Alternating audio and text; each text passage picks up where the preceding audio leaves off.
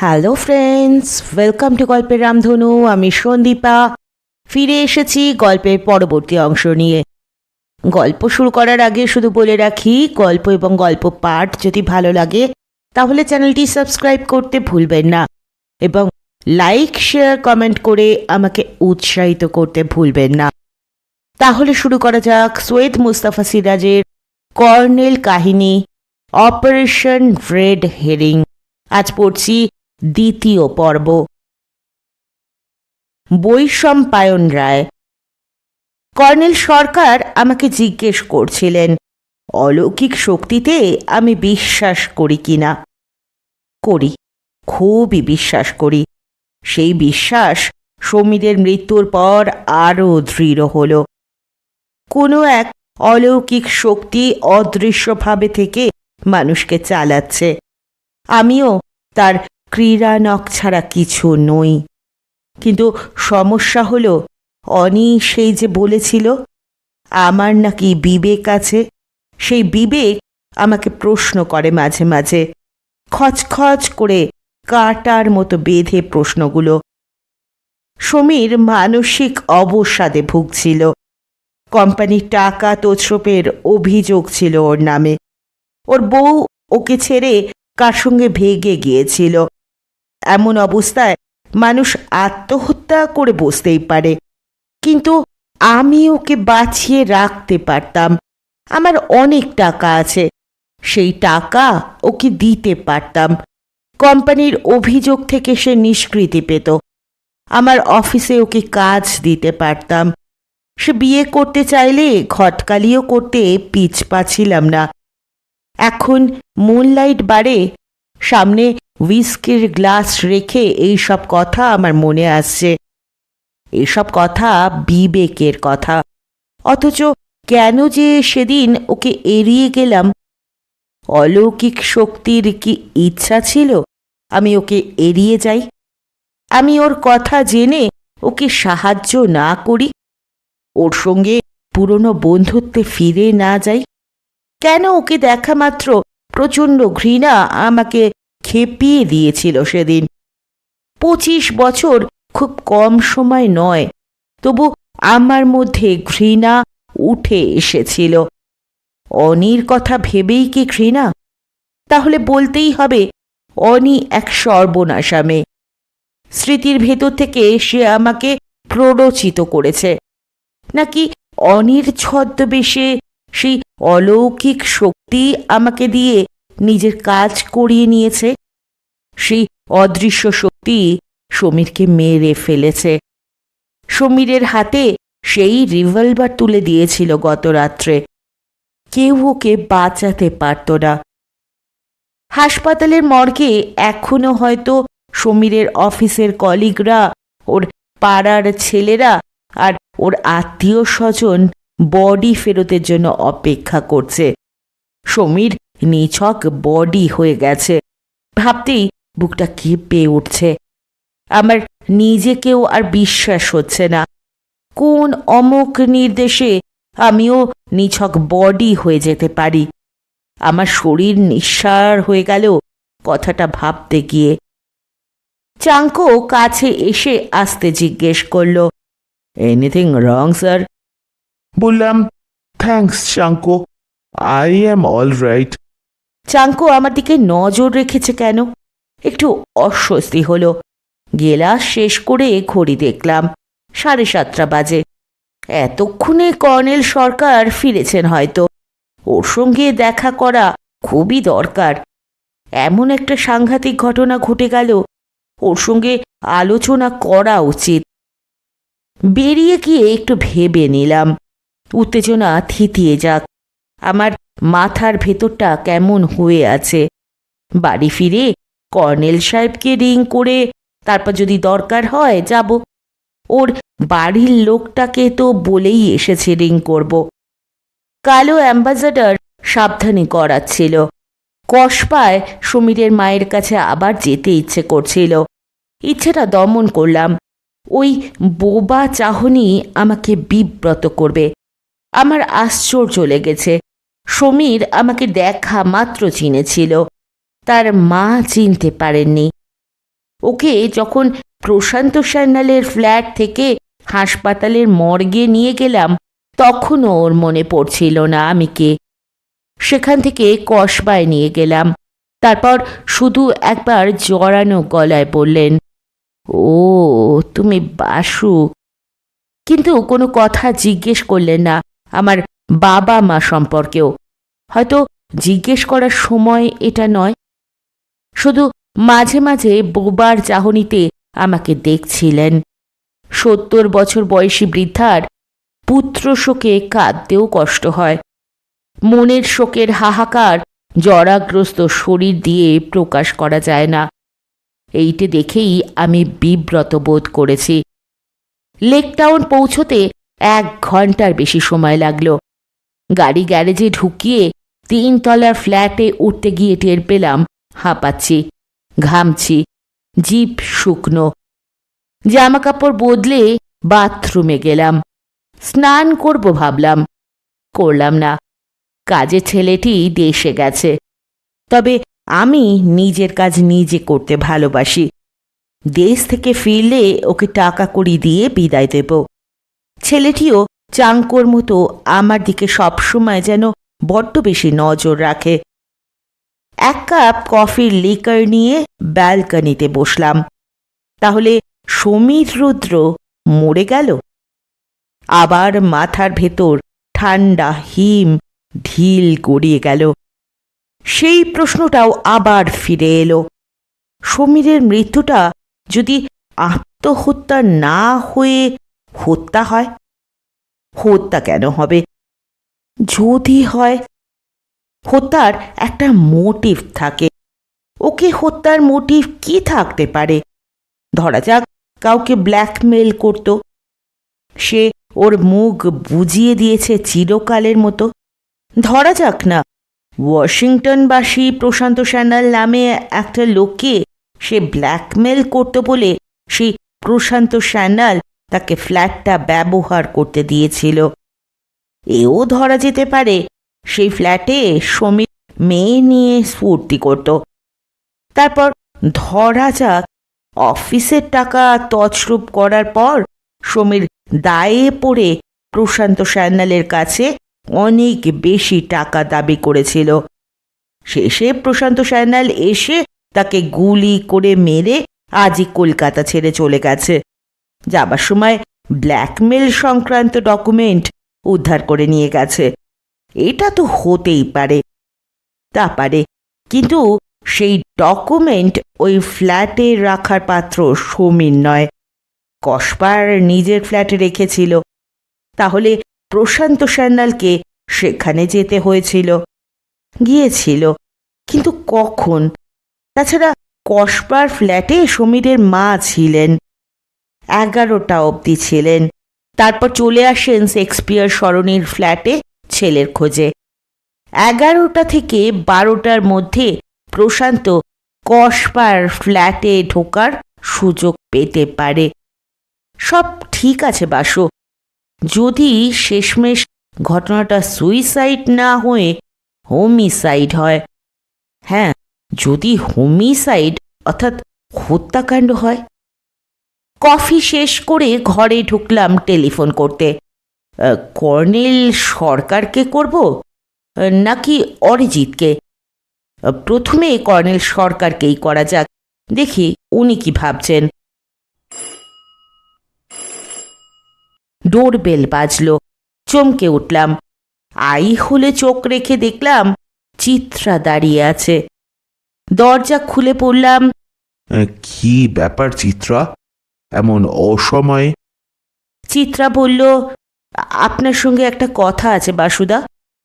ব্যালকনিতে বসলাম দুজনে। চিত্রা চাপা গলায় বলল, আজকের সত্যসেবক পত্রিকা দেখেছেন বাসুদা? না তো, কেন? আপনার গুরুদেব প্রদীপকে চ্যালেঞ্জ করেছেন। প্রদীপ জেদ ধরেছে আগামীকালই ওর আশ্রমে যাবে। আপনি ওকে বুঝিয়ে বলুন বাসুদা। অনিচ্ছা সত্ত্বেও হেসে ফেললাম। যে অবিশ্বাসী তাকে কিছু বুঝিয়ে বলা যায় না চিত্রা। চিত্রা একটু চুপ করে থেকে বলল, মানুষ সাধনার বলে অলৌকিক শক্তির অধিকারী হতে পারে, এটা আমি বিশ্বাস করি। কিন্তু প্রদীপ বিশ্বাস করে না। তবে সেই অবিশ্বাস থেকে প্রদীপ আপনার গুরুদেবের সঙ্গে লড়তে যাচ্ছে না। একটু অবাক হয়ে বললাম। তার মানে? চিত্রা ফিসফিস করে বলল, প্রদীপ নাকি আপনার গুরুদেবকে চিনতে পেরেছে। ওর পূর্বাশ্রম সম্পর্কে অনেক ইনফরমেশন জোগাড় করেছে। কি ইনফরমেশন? আমাকে তো বলছে না খুলে, শুধু বলছে এবার ঢিঢি পড়ে যাবে দেশে। লকেটটা বের করে ছবিটার দিকে তাকিয়ে রইলাম। একটু পরে বললাম, ইনি আমার সে অর্থে গুরুদেব নন চিত্রা। আমি এর মুখোমুখি কখনো হইনি। এক বন্ধু আমাকে এটা ধারণ করতে দিয়েছিল, ধারণ করে ফল পেয়েছি। এই জন্যই এটা আমি সবসময় সঙ্গে রাখি। চিত্রা হঠাৎ ব্যস্ত হয়ে উঠল। প্লিজ বাসুদা, ওকে আপনি যেভাবে পারুন আটকান। আমার মন বলছে ওর কোনো ক্ষতি হবে।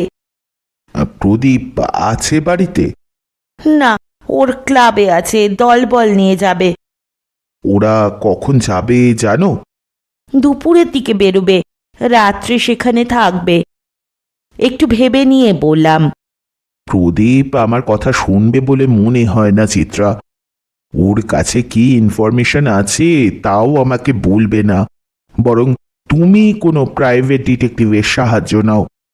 তিনি প্রদীপের সঙ্গে কাল সকালের মধ্যেই যোগাযোগ করে এটা সেটেল করে ফেলতে পারবেন, কিংবা ধরো প্রদীপের সেফটির ব্যবস্থাও করতে পারবেন। চিত্রা হতাশ ভঙ্গিতে বলল, কিন্তু কোনো প্রাইভেট ডিটেকটিভকে আমি তো চিনি না।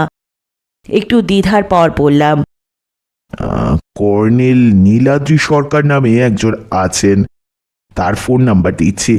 কিন্তু দুটো শর্ত: আমার সঙ্গে তোমার পরিচয়ের কথা বলবে না, এবং ওকে ভুলেও ডিটেকটিভ বলবে না। শুধু বলবে আপনার পরামর্শ চাই। যদি পাত্তা না দেন, একটা ট্রিক্স কি তোমার মাথায় আসবে না? আসবে, বলবো গোপন কিছু কথা টথা আছে। চিত্রা হাসছিল, আমি একটুও হাসছিলাম না। লকেটের ছবিটা সম্পর্কে আজ সকালে কর্নেল সরকার আমাকে সচেতন করেছেন। সারাদিন ধরে বারবার দেখেছি। একে আমার চেনার দরকার ছিল না এতদিন। সমীরের মৃত্যুর পর দরকার হচ্ছে। আসলে অনির স্মৃতি আমার অস্তিত্বে ঝড় হয়ে ফিরেছে। অনির সঙ্গে এই ছবিটার বা অলৌকিক শক্তিধর মানুষটার একটা গোপন যোগসূত্র আমাকে বারবার তাতিয়ে দিচ্ছে। পুরনো স্মৃতি ঝাঁপিয়ে ক্ষত বিক্ষত করে ফেলছে আমাকে। চিত্রা ফোন নম্বর পেয়ে আমার টেলিফোনের সামনে বসে পড়ল। ব্যালকনিতে ফিরে গিয়ে বসলাম। চিত্রা ফোন করে এসে উজ্জ্বল মুখে বলল, আগামীকাল মর্নিংয়ে 8টা থেকে 8:30টায় অ্যাপয়েন্টমেন্ট। থ্যাঙ্কস বাসুদা, চলি। চিত্রা চলে গেলে আমি লকেটটা আবার মাথায় ঠেকালাম। প্রভু, অপরাধ ক্ষমা করো। আমি শুধু একটা কথাই জানতে চাই, আর কিছু না। অনির আত্মার সঙ্গে তোমার সম্পর্ক কি? তুমি কি তাকেই লড়িয়ে দিয়েছ আমার সঙ্গে? বেশ কিছুক্ষণ পরে টেলিফোনের কাছে গেলাম। কর্নেল সরকারকে এবার রিং করা উচিত। আমার হাত কাঁপছিল। সমীরের আত্মা যেন এসে আমার সামনে দাঁড়িয়েছে। উজ্জ্বল আলোয় ভরা ঘরে আতঙ্ক।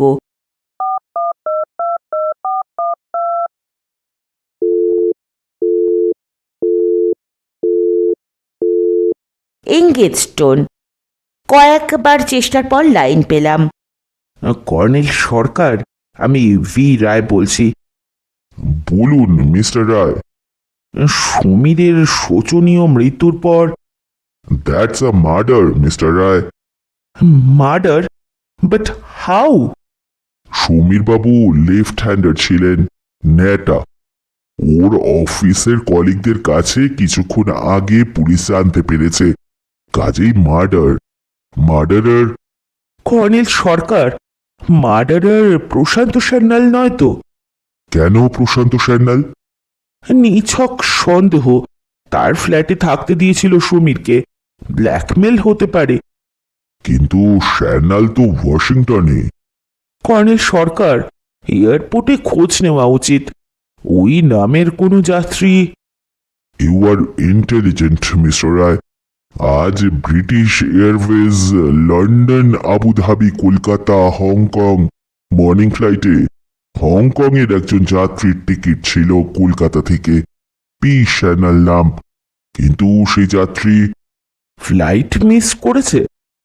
Again you are very intelligent Mr Roy. P Shyanal সকালে ফ্লাইট মিস করেছে। ওদিকে সমীর বাবুর কসবার ফ্ল্যাট থেকে একটা হ্যান্ডব্যাগ চুরি গেছে। Then it was a case of blackmailing. It appears so. Colonel Sarkar, why it appears so? আপনি সম্ভব হলে অফিস যাওয়ার পথে একবার আসবেন, কথা হবে। ছাড়ছি। ফোন রেখে কিছুক্ষণ চুপচাপ দাঁড়িয়ে রইলাম। তাহলে আমার থিওরির সঙ্গে কর্নেল সরকারের থিওরি মিলে গেছে। আমি যা যা ভেবেছি তাই উনিও ভেবেছেন। নিজের বুদ্ধিশুদ্ধি সম্পর্কে আমার কিছু আস্থা ছিল, সেই আস্থা বেড়ে গেল। শুধু ওই কথাটা, ইট অ্যাপিয়ার্স শো, একটু কানে বাজল। উনি বলতে চাইছেন আপাত দৃষ্টে তাই মনে হচ্ছে। কেন আপাত দৃষ্টে? কিন্তু সমীর যে ন্যাটা ছিল এ কথাটা আমার মনে ছিল না। আসলে 25টা বছর কম সময় নয়। কর্নেল সরকার কথাটা বলা মাত্র মনে পড়ে গেছে। সমীর ন্যাটা ছিল, বাঁ হাতে লিখত, বাঁ হাতে খেত। সেই নিয়ে অনি ওকে খুব ঠাট্টা করত। বলতো, তুমি শ্বশুরবাড়ি গিয়ে বাঁ হাতে খেলে কিন্তু কেলেঙ্কারি, ডান হাতে খাওয়া প্র্যাকটিস করে নাও। সমীর আমার সামনেই বলতো, অনামিকা সেন নামে কাউকে বিয়ে করলে কেলেঙ্কারি হবে না। অনি বলতো, অনামিকা সেন কোনো ন্যাটার বউ হবে না।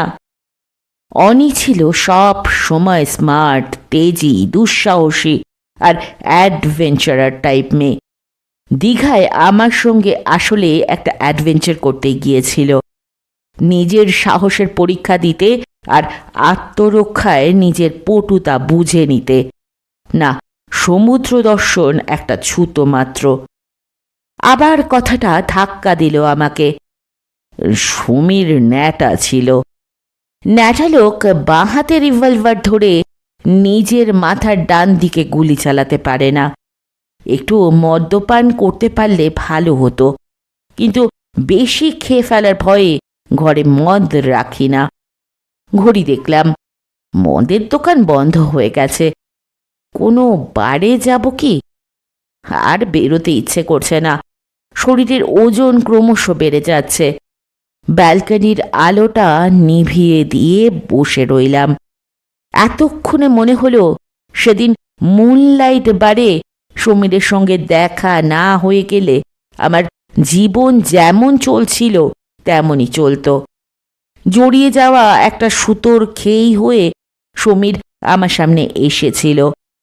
খেই ধরে টানতে গিয়েই অনিবার্যভাবে অনি এসে পড়েছিল। অমনি আমি বুদ্ধিশুদ্ধি হারিয়ে ফেললাম। কাগজে বিজ্ঞাপন দিলাম। তারপর যা যা করেছি অদ্ভুত দুঃস্বপ্নের ঘোরে করে ফেলি। না, এসব করতে যাওয়া ঠিক হয়নি। ব্যস্ত ছিলাম। জয়ন্ত চৌধুরী। খুন যখন আর রহস্যের মার প্যাচে মাথার ভেতরটা যখন ঘুলিয়ে উঠেছে, সেই সময় প্রাইভেট ডিটেকটিভ হালদার মশাইয়ের কাঁঠালিয়াঘাট যাত্রার খবর চমৎকার রিলিফ। হালদার মশাই মানুষটা পুলিশ জীবনে কেমন ছিলেন বিশেষ জানি না, কিন্তু বেসরকারি গোয়েন্দা জীবনে অদ্ভুত ধরনের খেয়ালি। খেয়ালের চোটে বিপদে আপদে বহুবার ওকে সাংঘাতিক ভুগতে দেখেছি, অথচ পরে সেই ভোগান্তি চমৎকার ভুলে যান। রাতে শুয়ে পড়ার সময় হঠাৎ মনে হলো এক রহস্যের পাশাপাশি আর এক রহস্য উঁকি মারছে না তো।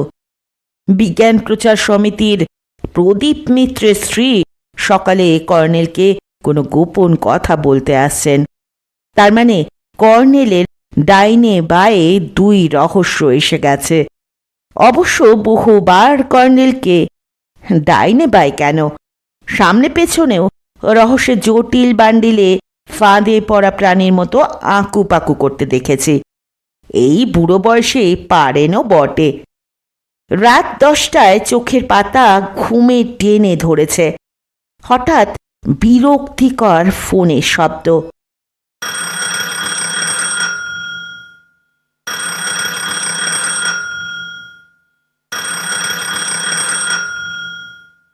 পত্রিকা অফিস থেকে কোনো জরুরি তলব ভেবে ফোন তুলতেই বললাম, wrong number. Right number darling. ঘুমের ব্যাঘাত ঘটানোর জন্য দুঃখিত। সুখী করার মতো সুসমাচার আছে নিশ্চয়ই।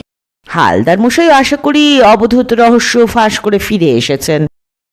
না জয়ন্ত, সমীর বাবুর মৃত্যু সম্পর্কে আমার থিওরিতে তোমার অবিশ্বাস ঘোচাতে এই খবরটা দেওয়ার ইচ্ছে হলো। আমার চোখ এড়ায়নি জয়ন্ত। তোমার মুখে অবিশ্বাস শুধু নয়, বাঁকা হাসিও দেখেছি। বিশেষ করে তুমি। ওহো, ব্যাপারটা বলবেন তো? সমীর বাবুকে সত্যি খুন করা হয়েছে, তার শক্ত প্রমাণ একটু আগে পাওয়া গেছে। শক্ত প্রমাণ? ইটের না পাথরের? সমীর বাবু ন্যাটা, লেফট হ্যান্ডার ছিলেন। কোনো ন্যাটা লোক নিজের মাথার ডান দিকে গুলি করে আত্মহত্যা করতে পারে না। বস, আপনার কণ্ঠস্বরে উত্তেজনা টের পাচ্ছি। ও কিছু না, তুমি শুনলে অবাক হবে। কসবার ফ্ল্যাট থেকে সমীর বাবুর একটা হ্যান্ডব্যাগ চুরি গেছে, মানে পাওয়া যাচ্ছে না। আপনার থিওরি 100% কারেক্ট প্রমাণিত হলো। আনন্দে ঘুমিয়ে পড়ুন। আনন্দ কোথায়? আমার কেন যেন মনে হচ্ছে কেউ আমাকে লাল হেরিং মাছের পেছনে ছোটাচ্ছে। You know the term darling, chasing after a red herring. মরিচিকা জয়ন্ত, আমি কি মরিচিকার পেছনে ছুটছি? এবার আপনার গলায় বিষাদ সঙ্গীতের সুর, বস। আর একটা ব্যাপার দেখো, সমীর বাবুর মা প্রতিবেশী এক বৃদ্ধ বৃদ্ধার সঙ্গে তাদের গাড়িতে রোজ ভোরে গঙ্গা স্নানে যান। আজও গিয়েছিলেন। সেই দম্পতির কিশোরী নাতনিকে ফ্ল্যাটে রেখে গিয়েছিলেন সমীর বাবুর মা গৌরী দেবী। কারণ গত রাত থেকে সমীর বাবু বাইরে আছেন এবং সকালে ফিরতে পারেন। তো মেয়েটি বলেছে 3-4 বার ফোন করে কেউ জানতে চেয়েছিল গৌরী দেবী আছেন কিনা। শুনে সে বলেছিল গৌরী দেবী ফিরলেই যেন ছেলের খোঁজ করেন। গৌরী দেবী আজ গঙ্গা স্নানের পর বালিগঞ্জে তার বোনঝির কাছে নেমে যান। প্রায় 10:30 অবধি সেখানে ছিলেন। বাড়ি ফেরার পর মেয়েটির মুখে ফোনের খবর শুনে ব্যস্তভাবে তার অফিসে ফোন করেন। তারপর হালদার মশাইয়ের ভাষায় প্রচুর রহস্য এবার ঘনীভূত রহস্য হলো।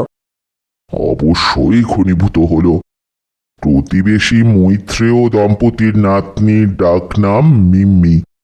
গৌরী দেবীর নাকি ভীষণ চোরের বাতিক, তাই কাজের লোক রাখেন না, তবে মিম্মিকে বিশ্বাস করেন। তাই ফ্ল্যাট ছেড়ে গেলে মিম্মিকে নজর রাখতে বলেন। স্কুলে পুজো ছুটি, মিমি বাড়িতেই ছিল এবং গৌরী দেবীর ফ্ল্যাটে রেকর্ড প্লেয়ার বাজিয়ে সময় কাটাচ্ছিল। To make it short Jayanta, Gauri Devi ছেলের খোঁজে চলে আসার পর কারো ওর ফ্ল্যাটে ঢোকার চান্স ছিল না। মিম্মি ওয়াজ দেয়ার। কাজী সমীর বাবুর হ্যান্ডব্যাগ হারানো এবং সেটা আজই হারানো একটা নতুন প্রশ্ন এনেছে। আর একটা ঘটনা, ফোনের তার ছেঁড়া নিচের টেলিফোন বক্সে। থাক কর্নেল, আমার মাথায় ভীমরুল ঢুকে গেছে। আমারও। হ্যালো হ্যালো, বলুন। সকাল 8টার মধ্যে চলে এসো। তোমাকে একটা জরুরি কাজের দায়িত্ব দেব। হালদার মশাই নেই বলেই। না ডার্লিং, গোয়েন্দাগিরি নয়, তুমি রিপোর্টার হওয়ায় অনেক সুবিধে আছে, এটা তুমি সহজে পারবে। আপনি না বললেও যেতাম, চিত্রা দর্শনে। রাখছি darling, have a nice sleep. যাক, বৃদ্ধ খুগুবরকে হাসাতে পেরেছি। হাসি উত্তেজনা দূর করে, কিন্তু নিজের উত্তেজনাটি আমার মাথায় পাচার করে দিলেন দেখছি। জরুরি কাজটা কি ধরনের হতে পারে ভেবে পেলাম না। নাইট স্লিপের 12টা বেজে গেল। সকালে কর্নেলের অ্যাপার্টমেন্টে পৌঁছতে প্রায় 8:15 বেজে গেল। ড্রয়িং রুমে ঢুকে চোখ জ্বলে গেল বলা চলে, কিন্তু কর্নেল আলাপ করিয়ে দিলেন না চিত্রা মিত্রের সঙ্গে। আমাকে ইশারায় বসতে বলে তাকে বললেন, ঠিক আছে, আমি দেখছি, তবে কথা দিতে পারছি না, কারণ খবরের কাগজে আপনার স্বামীর যেসব কীর্তিকলাপ পড়েছি তাতে আমার ধারণা হয়েছে উনি জেদি এবং দুঃসাহসী মানুষ। আমার পরামর্শে কান দেবেন না। আর আপনি বলছেন টেলিফোনে হুমকি দেওয়ার কথা। কাগজেই পড়েছি প্রদীপবাবুকে এ ধরনের হুমকি বহুবার দেওয়া হয়েছে, এটা তো আপনারও জানার কথা। চিত্রা বললেন, তাহলে ওর সেফটির ব্যবস্থা করুন। কর্নেল হাসলেন। সরি মিসেস মিত্র, আমি বডিগার্ড সাপ্লায়ার নই। না না, কথাটা ওভাবে নেবেন না কর্নেল সরকার। চিত্রা একটু বিব্রতভাবে বললেন, বডিগার্ডের কথা বলছি না, আসলে আমি আপনাকে অনুরোধ করছি ওর যাতে কোনো ক্ষতি না হয় তেমন কোনো ব্যবস্থা করুন। আমি জানি আপনি এটা পারেন। আপনি জানেন? তার মানে কেউ কি আপনাকে বলেছে আমি এই ধরনের কাজ করি? চিত্রা আসতে বললেন, শুনেছি। কর্নেলের জেরার মুখে সুন্দরীর সৌন্দর্য বেঁকে চুড়ে গেল। আমার খারাপ লাগছিল। কর্নেলকে মেয়েদের ব্যাপারে এমন কড়া হতে কখনো দেখিনি। চিত্রা ঠোঁট কামড়ে ধরে আঙুল খুঁটতে থাকলেন। কর্নেল বললেন, কেউ আপনাকে বলেছে আমি প্রাইভেট ডিটেকটিভ? চিত্রা তাকিয়েই মুখ নিচু করলেন, আসতে বললেন, প্রদীপবাবুর কাঁঠালিয়া ঘাটের অবধূতের কোনো গোপন তথ্য জানেন বলছিলেন। কি ধরনের গোপন তথ্য বলে আপনার ধারণা? আপনাকে তো বলেছি, আমাকেও কিছুই খুলে বলেনি, তবে অবধূতজির পূর্বাশ্রম সম্পর্কে নাকি ইনফরমেশন জোগাড় করেছে। আপনি লেকটাউনে ব্লক এতে থাকেন? হ্যাঁ, আচার্য রোডে। আপনি তাহলে মিস্টার ভি রায়, বৈশম্পায়ন রায়কে চেনেন? চিত্রা একটু ইতস্তত করে বললেন, হুম। কর্নেল বললেন, কেন বলছেন না? তিনি আপনাকে আমার কথা বলেছেন। আসলে বাসুদা আমাকে নিষেধ করেছিলেন। কি আশ্চর্য! ওর কথা বললে এতক্ষণ বাজে সময় নষ্ট হতো না। ঠিক আছে, প্রদীপবাবুর সেফটির ব্যবস্থা আমি করব। চিত্রা খুশি মুখে উঠে দাঁড়ালেন। কর্নেল বললেন, একটা কথা মিসেস মিত্র, আজকের কাগজ পড়েছেন? না, আমি মেয়েকে স্কুলে পৌঁছে দিয়েই আপনার কাছে ছুটে এসেছি। কেন বলুন তো? আপনি কোন কাগজ পড়তে ভালোবাসেন? সত্যসেবক পত্রিকা পড়তে আমার ভালো লাগে। কর্নেল মিষ্টি মিষ্টি হেসে বললেন, তাহলে আলাপ করিয়ে দিই। দৈনিক সত্যসেবকের সাংবাদিক জয়ন্ত চৌধুরী। আর জয়ন্ত, ইনি বিজ্ঞান প্রচার সমিতির মিস্টার প্রদীপ মিত্রের স্ত্রী মিসেস চিত্রা মিত্র। চিত্রা হাসি মুখে নমস্কার করলেন আমাকে, তারপর বসে পড়লেন। বললেন, আপনাদের কাগজ আমি খুঁটিয়ে পড়ি। আচ্ছা জয়ন্তবাবু, রূপচর্চার পাতায় আমি কিছু লিখতে চাই, আপনি হেল্প করতে পারবেন না আমাকে? শুনেছি চেনা জানা না থাকলে সত্যসেবকে লেখা ছাপানো যায় না। আপনি যদি... আমি কথা বলতে চাচ্ছি।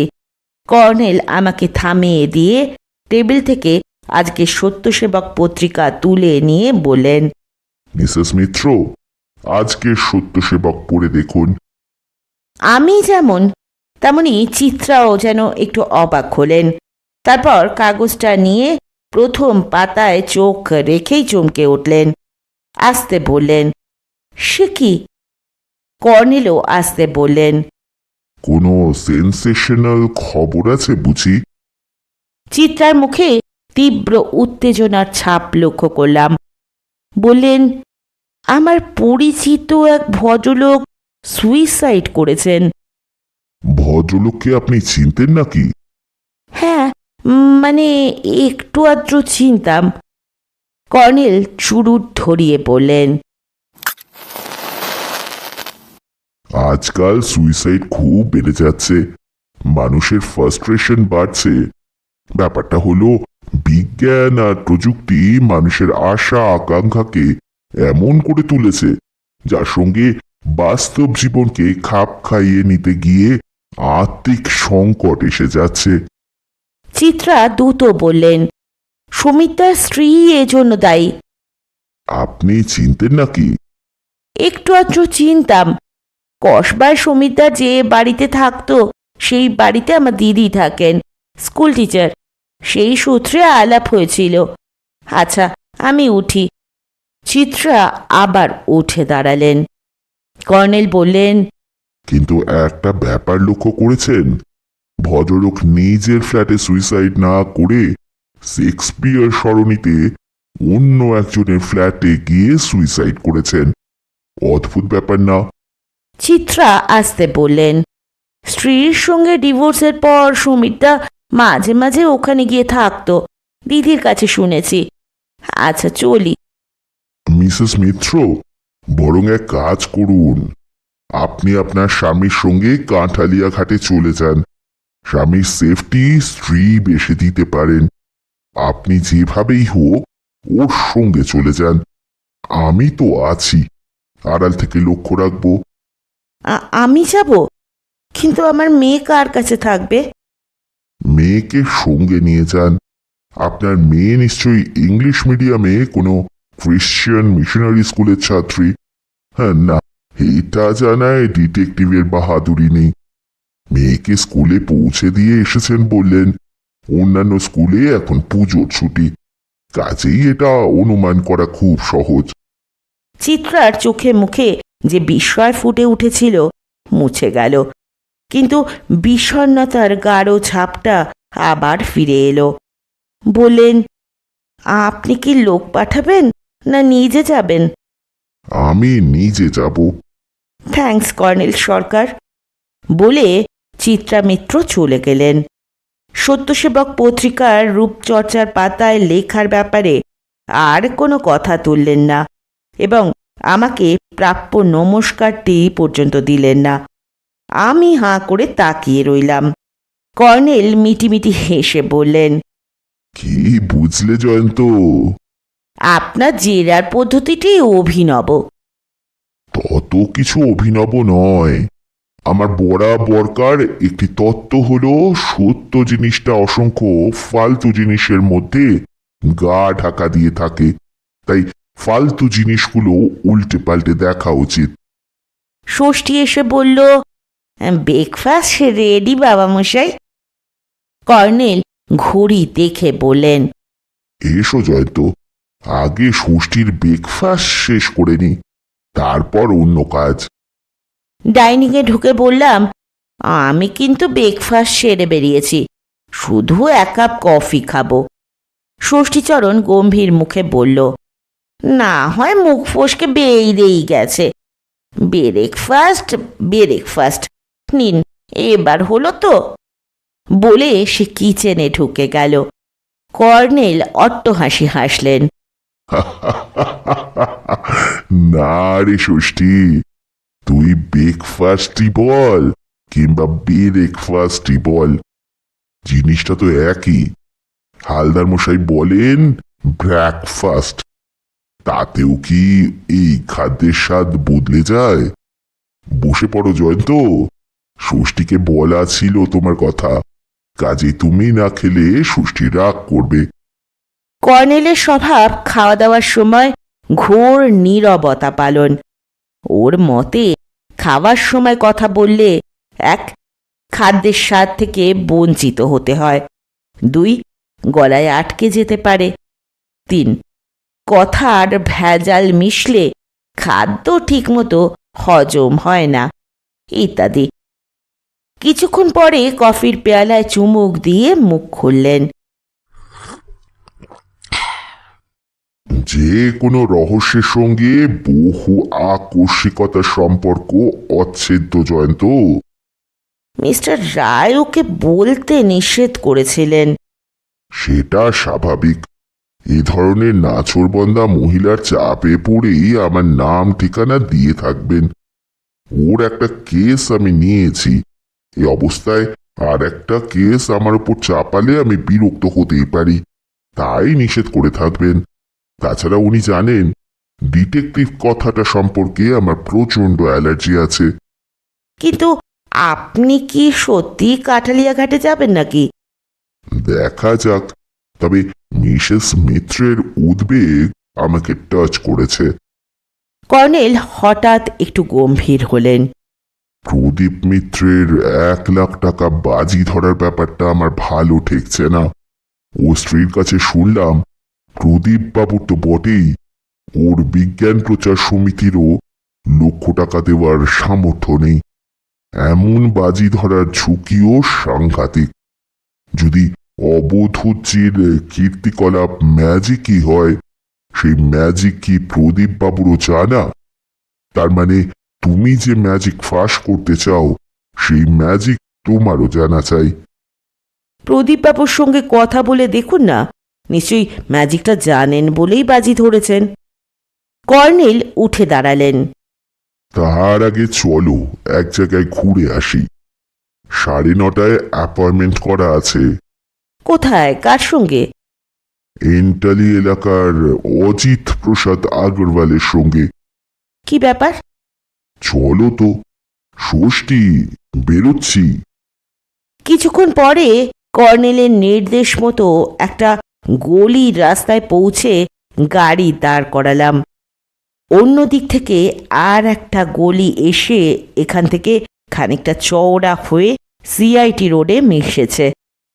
গোড়া বাঁধানো বট গাছের তলায় গাড়ি রাখতে বললেন কর্নেল। সামনে একটা 5 তলা বাড়ি, খানিকটা জাহাজের গড়ন। বাড়িটার মধ্যে স্থাপত্য কাঠামোর সৌন্দর্য আছে, কিন্তু রং বেরঙে একেবারে কিম্ভূত হয়ে পড়েছে। বন্ধ গেটের সামনে গেলে দারোয়ান মিলিটারি সেলাম ঠুকল। আমাকে নয়, কর্নেলকেই। দশাসই সাহেব চেহারা, ঋষি সুলভ দাড়ি এবং মাথায় সাহেবী টুপি। টুপি পরার কারণ অক্টোবরের তেজি রোদে টাক ঝলসে যাবে। আশেপাশে তত উঁচু বাড়ি নেই এবং বোঝাই যায় এটা একসময় বস্তি এলাকা ছিল। কর্নেল কিছু বলার আগেই দারোয়ান বলল, আপ কর্নেল সাহেব? হ্যাঁ, আগরওয়ালজি, হ্যাঁ। আইয়ে আইয়ে, আন্দর আইয়ে।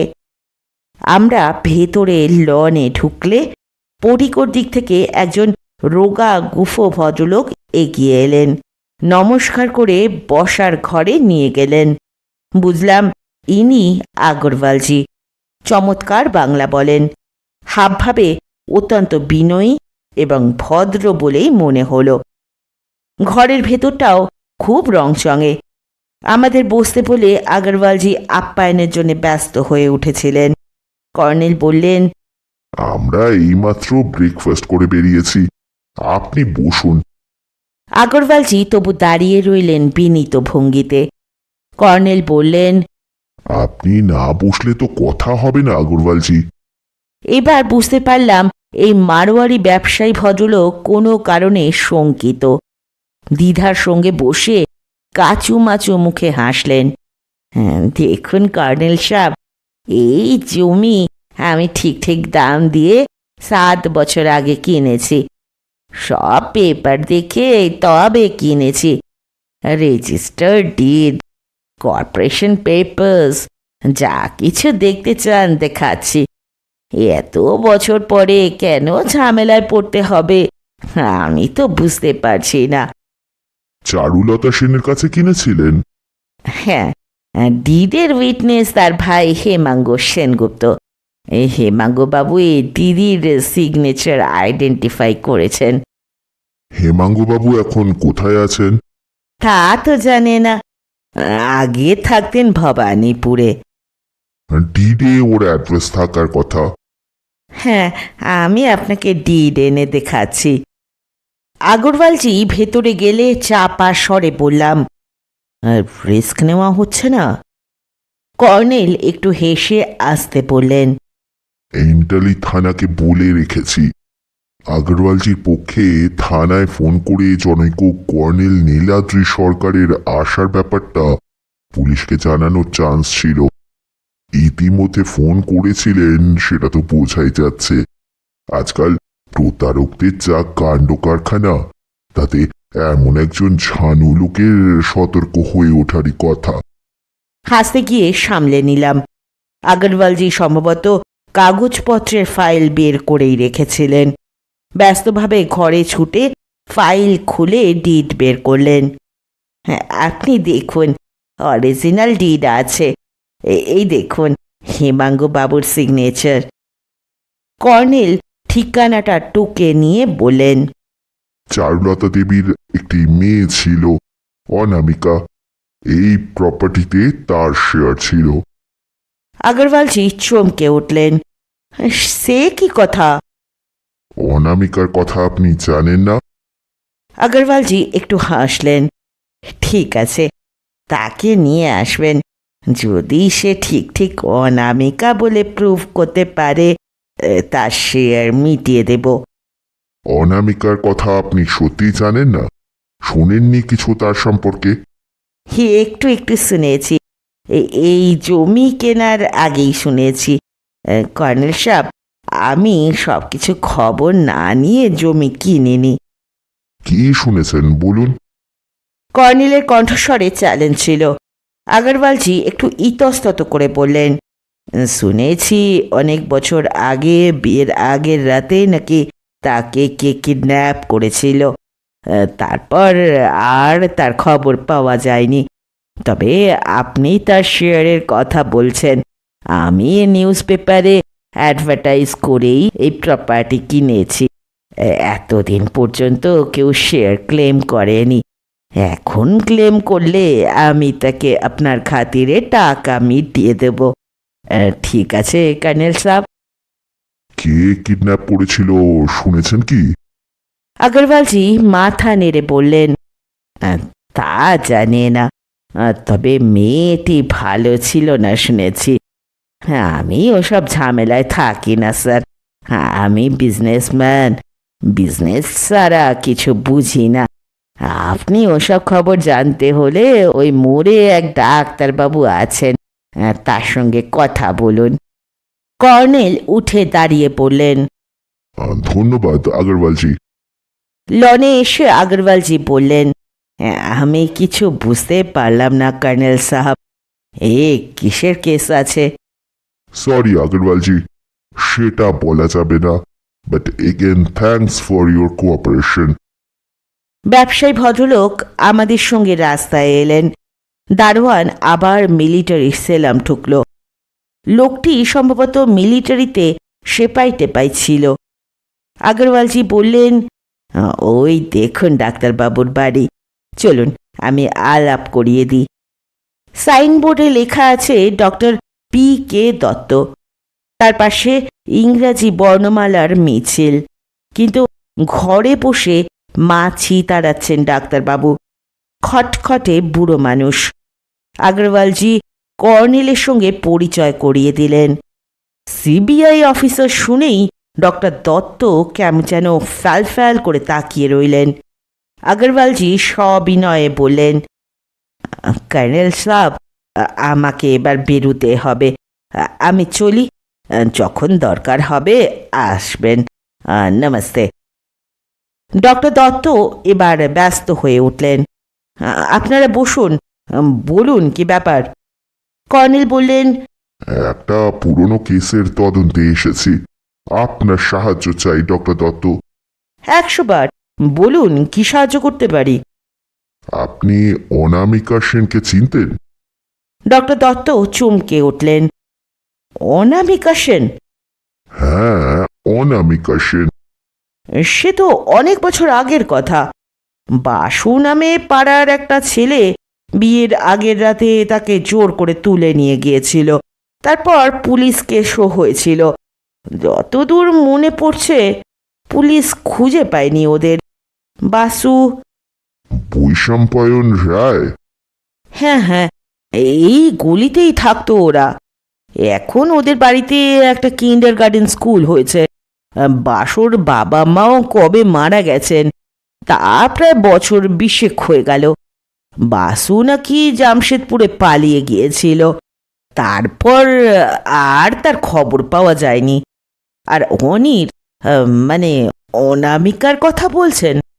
ডক্টর দত্ত স্মরণ করার চেষ্টা করে বললেন, অনির মায়ের কাছে শুনেছিলাম উনি একটা চিঠি লিখে জানিয়েছে সে ভালো আছে, তার জন্য চিন্তার কারণ নেই।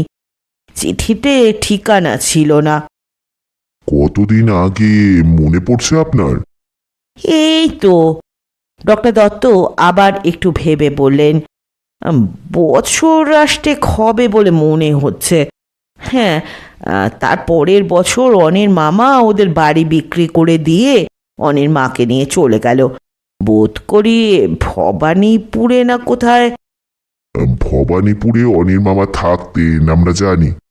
তাহলে সেখানেই। অনির মা আপনাকে বলেছিলেন অনি চিঠি লিখেছে? হ্যাঁ 8 বছর আগে? হ্যাঁ, আগরওয়ালজি ওদের বাড়িটা কিনলেন তার আগের বছর। ডক্টর দত্ত নড়ে বসলেন। কি কেসের তদন্ত স্যার? সরি ডক্টর দত্ত, বলা যাবে না। তো আপনি সমীর রুদ্রকে চিনতেন? ডক্টর দত্ত আবার চমকে উঠলেন। টেবিলে পড়ে থাকা দৈনিক সত্যসেবক পত্রিকা দেখিয়ে বললেন, আজই কাগজে পড়লাম সমীর সুইসাইড করেছে। কি সাংঘাতিক কাণ্ড, এই দেখুন। দেখেছি। আপনি সমীরবাবুকে চিনতেন? হ্যাঁ, পাড়ারই ছেলে সব। ওই যে গ্যারেজ দেখছেন, তার পাশের বাড়িতে থাকতো ওরা। কসবায় ফ্ল্যাট কিনেছে শুনেছিলাম। হঠাৎ আজকের কাগজে এই খবর। আচ্ছা doctor Dutta, by any chance আপনি প্রশান্ত সান্যাল নামে কাকেও চিনতেন? ডক্টর দত্ত তাকালেন। প্রশান্ত সান্যাল? হ্যাঁ, প্রশান্ত সান্যাল। বুঝেছি, পরেশের ছেলে। শুনেছি সে তো এখন বিলেত না কোথায় থাকে। কোটিপতি হয়েছে নাকি। এই পাড়ায় থাকতেন ওরা?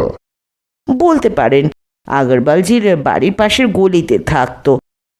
প্রশান্তর এক ভাই আছে, স্টেশনারির দোকান করেছে, মা কালী ভাণ্ডার। ডাকনাম তপু, তাপস। ওর দোকানে গেলে প্রশান্তর খবর পাবেন। থ্যাঙ্কস ডক্টর দত্ত, চলি। গলি রাস্তায় হাঁটতে হাঁটতে বললাম, একটা পুরনো নাটকের ব্যাপার মনে হচ্ছে। জমেও উঠেছে, কারণ 8 বছর আগে অনামিকা সেন তার মাকে চিঠি লিখেছিল। তার মানে? কর্নেল বললেন, তার মানে 8 বছর আগে তার অস্তিত্ব ছিল। এখনো আছে। রায় সাহেবকে লেখা লাল চিঠির হুমকি সেটা বলে দিচ্ছে। কিছু বলা যায় না জয়ন্ত। মিস্টার রায়ের সন্দেহ অনামিকাকে কেউ খুন করেছে এবং সে চাইছে না অনামিকা সম্পর্কে কেউ খোঁজ নিক। খোঁজ নিতে গেলে তার ধরা পড়ার চান্স আছে। একটু চমকে উঠলাম। অস্বস্তিতে শরীর ঝমঝমিয়ে উঠল। গাড়ির কাছে এসে বললাম, ওই গলির ভেতর গাড়ি ঢুকানো ঠিক হবে? না, গাড়ি থাক। ওই দেখো, আগরওয়ালজির দারোয়ান নজর রেখেছে। কর্নেল, বাজি রেখে বলতে পারি লোকটা মিলিটারিতে সেপাই ছিল। বাজি রাখার দরকার নেই। কর্নেলের সঙ্গে থাকার এইটাই মজা। একটু আগের অস্বস্তিটা ঘুচে গেল। হেসে ফেললাম। গলিটা ঘুরে ঘুরে এগিয়েছে। খানিকটা গিয়ে মহাকালী ভাণ্ডার দেখা গেল। আমাদের খদ্দের ভেবে একজন গাবদা গোপ্তা চেহারার ভদ্রলোক সম্ভাষণ করলেন। হ্যাঁ, বলুন স্যার। কর্নেল বললেন, আপনি কি তাপসবাবু? হ্যাঁ আগে হ্যাঁ, কি ব্যাপার? আপনার দাদার নাম প্রশান্ত সান্যাল। তাপসবাবু একটু অবাক হলেন যেন। হ্যাঁ, আপনারা কোত্থেকে আসছেন স্যার? কর্নেল মিষ্টি হাসলেন। প্রশান্তবাবু আমার পরিচিত, আমেরিকায় আলাপ হয়েছিল, কলকাতা আসার কথা বলেছিলেন, এসেছেন কি?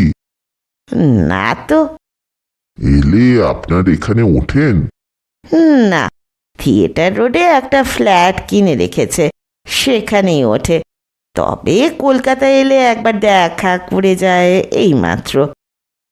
বলেছিলেন অক্টোবরে একবার আসবেন কলকাতা। তাপসবাবু হাসলেন। দাদা বছরে একবার মাত্র আসে, পুজোর সময়। এবার পুজো চলে গেল, এলো না। প্রায় 6-7 বছর হলো আমেরিকায় আছে, প্রত্যেক বছর পুজো এসেছে। এবার এলো না কেন কে জানে। আপনার সঙ্গে কতদিন আগে দেখা হয়েছিল স্যার? গত মাসে। আপনার বৌদি? বৌদির তাড়াতেই আসে। মেম সাহেব বৌদি স্যার, বুঝলেন, ইন্ডিয়ান কালচারের খুব ভক্ত। আপনার বৌদির সঙ্গে আলাপ হয়নি অবশ্য। আমি ভেবেছিলাম আপনার বৌদি কলকাতার মেয়ে। প্রশান্তবাবুর কথা শুনে তাই মনে হয়েছিল। তাপসবাবু গম্ভীর হয়ে পড়লেন। মেম সাহেব দাদার সেকেন্ড ওয়াইফ স্যার। হ্যাঁ হ্যাঁ, ফার্স্ট ওয়াইফ কলকাতার মেয়ে বলেছিলেন। বুঝতে ভুল করেছি। দাদা স্যার বড্ড খেয়ালি লোক। তাই বুঝি? কর্নেল চুরুট ধরালেন। আপনার কলকাতার বৌদি সম্ভবত মারা যান। হ্যাঁ। অসুখ হয়েছিল বুঝি? হ্যাঁ। কলকাতায় মারা যান? তা তো জানি না। তাপসবাবুর মুখে এতক্ষণে সন্দেহের ছাপ ফুটে উঠল। আমি স্যার দাদার ফার্স্ট ওয়াইফকে দেখিনি, কাজেই বলতে পারবো না। আচ্ছা চলি তাপসবাবু, নমস্কার। আমরা কয়েক পা এগিয়ে আসতেই তাপসবাবুর সঙ্গ নিলেন। একটা কথা স্যার, আপনার পরিচয় তো দিলেন না। দাদা আবার কোনো কেলেঙ্কারিতে জড়িয়ে পড়েনি তো? কর্নেল হাসলেন। কেন এই কথা মনে হলো আপনার? আপনারা আইবি কিংবা সিআইডি অফিসার, তাই না স্যার? হলেও আপনার ভয় পাবার কিছু নেই। তাপসবাবু শ্বাস প্রশ্বাসের সঙ্গে বললেন, আজ কাগজে দেখলাম দাদার থিয়েটার রোডের ফ্ল্যাটে সমিতদা সুইসাইড করেছে, সেই জন্যই জিজ্ঞেস করছি স্যার। কর্নেল আসতে বললেন, আপনার কলকাতার বৌদির নাম কি ছিল তাপসবাবু? তাপসবাবুর মুখ সাদা হয়ে গেল। কাপা কাপা গলায় বললেন, শোনা কথা স্যার, আমি বৌদিকে কখনো দেখিনি, বড় হয়ে শুনেছি। দাদা আমার চেয়ে 21 বছরের বড় স্যার। আমার বাবার প্রথম পক্ষের ছেলে হলো দাদা, আমি স্যার দ্বিতীয় পক্ষের। আমার স্যার। আপনার কলকাতার বৌদির নাম ছিল অনামিকা, তাই না? শুনেছি স্যার, দাদা বড্ড ঝামেলা করে বেড়াতো বলে বাবা ওকে ত্যায্য পুত্র করেছিলেন। থ্যাঙ্কস তাপসবাবু, আপনার চিন্তার কারণ নেই, চলি। গাড়িতে বসে দেখলাম তাপসবাবু অপটু হাতে আঁকা ছবির মতো দাঁড়িয়ে আছেন। গাড়ি স্টার্ট নিয়ে বললাম,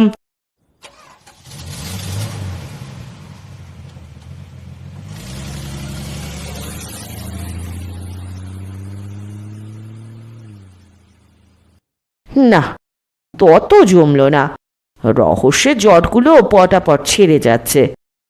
কর্নেল বললেন, একটা থিওরি মাথায় রেখে এগোলে অনেক সুবিধে হয়। বিনা থিওরিতে তথ্য খুঁজে বেড়ানো খড়ের গাদায় সূচ খোঁজার সামিল, জয়ন্ত। একটা থিওরি যদি তথ্যের ভিত্তি না পায়, যদি নড়বড় করে, তাহলে দ্বিতীয় থিওরি তৈরি করো, আবার এগো। এবার কোন দিকে এগোবো বলুন? এলিয়ট রোডে সানি ভিলা। বাড়ি ফিরে কি লাভ, চলুন লেক টাউনে প্রদীপ মিত্রের বাড়ি ঘুরে আসি। ডার্লিং, তুমি পরশ্রীর প্রেমে পড়ে গেছো। কি আশ্চর্য! কর্নেল হাসলেন। আশ্চর্য তো বটেই। চলো আগে বাড়ি ফিরে কফি খেয়ে ঘিলু চাঙ্গা করা যাক, তারপর তোমাকে একটা ছোট্ট কাজের দায়িত্ব দেব। 3 তলায় কর্নেলের অ্যাপার্টমেন্টের দরজায় পৌঁছে বললাম, মিস্ট্রি সলভড বস। মিস্টার রায়কে তার অফিসে ফোন করে জানিয়ে দিন অনামিকা সেনের কিলার প্রশান্ত স্যান্ডাল। কর্নেল ডোরবেলের সুইচ টিপে বললেন, বাই দ্য বাই, তোমাকে বলতে ভুলে গেছি, গতকাল ব্রিটিশ এয়ারওয়েজের মর্নিং ফ্লাইটে পি শ্যানালের নামে হংকং এর কনফার্ম টিকিট ছিল, but he miss the flight. তাহলে আর কি, খেলা শেষ। কর্নেল বললেন, খেলা শেষ কোথায় ডার্লিং, এই তো সবে শুরু।